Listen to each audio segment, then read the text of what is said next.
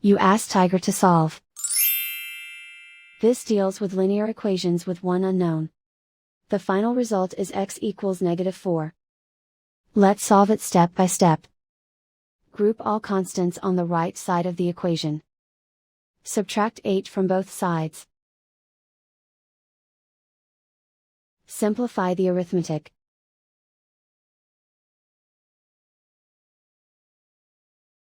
Isolate the x. Divide both sides by 2. Simplify the fraction. Find the greatest common factor of the numerator and denominator. Factor out and cancel the greatest common factor. And so the final result is x equals -4.